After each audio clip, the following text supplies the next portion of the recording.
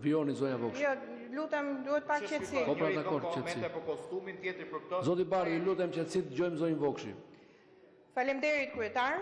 2 ditë më parë, ende pa u shpërndar mbledhja e Koelës, ministri Toni Gogu doli në një konferencë për mediat dhe dha lajmin e mirë që raporti i piketave të ndërmjetme i bar ishte miratuar dhe i kishte kaluar këshillit të ambasadorëve.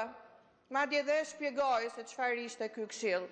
Po edhe si mundet pa ju dridhur qerpiku, me çfarë pa ftyrësie, ose pa aftësie, ose pa dijenie, ose, mundet një ministër të japi një lajm që s'është i vërtet. Pra të mashtroj publikun.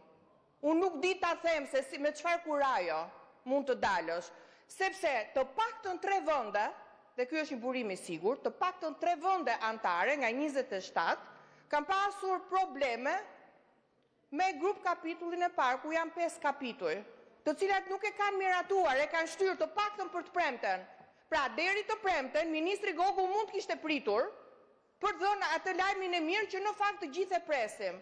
Ndaj, ministri Gogu, që shpërndan lajme krejt të pavërteta, për t'i dhënë Edi Ramos një merit që nuk e meriton, pavarësisht se ne si opozit miratuam edhe rezolutën për të shprehur vullnetin ton, si mundet që të mashtroj publikun, të dalit kërkoj falje, dhe të thoj që ka qenë lajm i gënjeshtër ai që ai dha gazetarëve, të presi ditën e premte, dhe ditën e premte me shpresë të madhe do miratohet për ta kaluar pastaj tek Këshilli i Ambasadorëve.